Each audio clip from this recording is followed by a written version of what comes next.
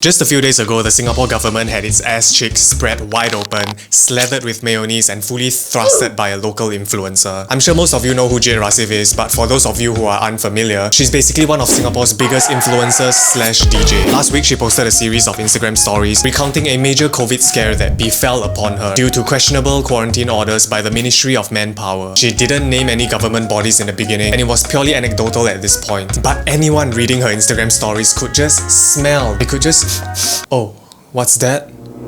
Drama. If you're a lazy cunt and you didn't bother to follow up with the story, don't worry, I'm a lazy cunt too. But here's a breakdown of what happened from one lazy cunt to another. So according to Jade, she brought in an Indonesian helper who was supposed to serve a 14-day quarantine. But 2 weeks later, Jade receives a call informing her that her helper needed to be tested for the virus again. And guess what?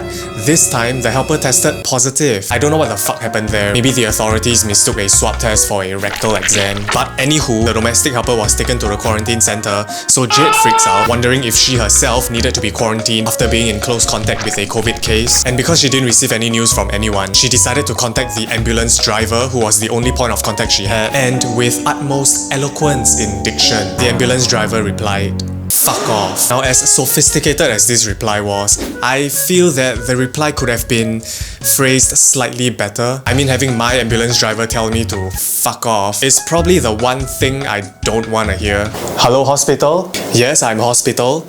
Yeah, my friend just passed out. She's unconscious and she looks red and swollen. She looks red and swollen. Yeah, what should I do? Can you call someone down? She's not waking up. I don't know what's wrong. What should I do?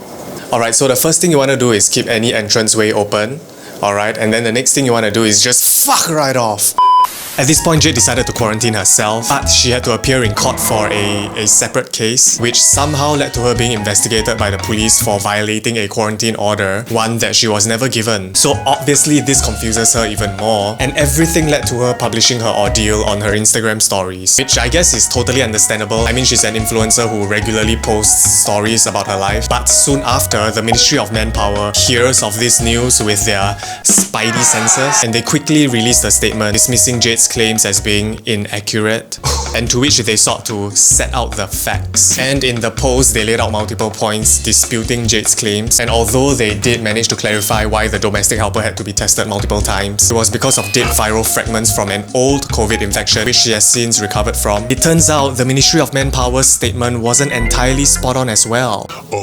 Basically, MOM published a statement calling out Jade when they themselves didn't have the facts straightened out in what appears to be a hasty attempt to wave off an influencer's accusations. For example, they stated in this point that a quarantine order was never given to Jade, so there was no way that she could have been investigated for violating a quarantine order. But Jade then released this recording that showed that the MOM didn't even check if she was being investigated or not prior to releasing the statement.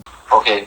And you guys know, you didn't even check to see if I was ever under investigation. I didn't say I violated a quarantine order and then I was investigated by police and charged. I said I was investigated. In fact, we were checking MOH, we even wrote to the police, no response received yet.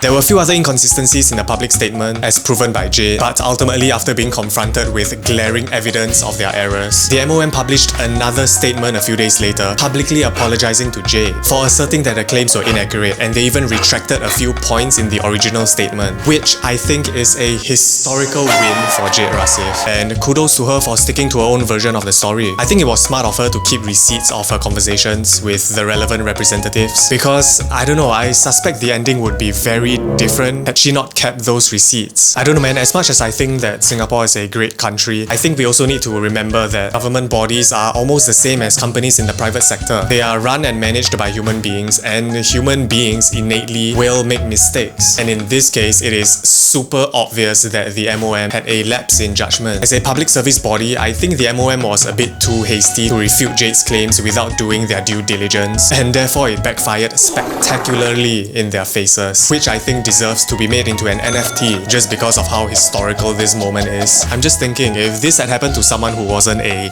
celebrity or to someone who just isn't savvy, would they then have to endure the false accusations by a government body? I think if there's anything we can take away from this, is to always keep recordings as evidence in case some dickhead authority decides to be sloppy with their judgment and rain hell upon you. And I'm not just talking about government bodies, even in the workplace. It's always good to keep your ass protected from reckless penetration, and I think Jade handled this superbly well. It was only when she was accused that she showed her final card. So yeah, kudos to Jade for this exemplary play of the game. Yeah, GG's man.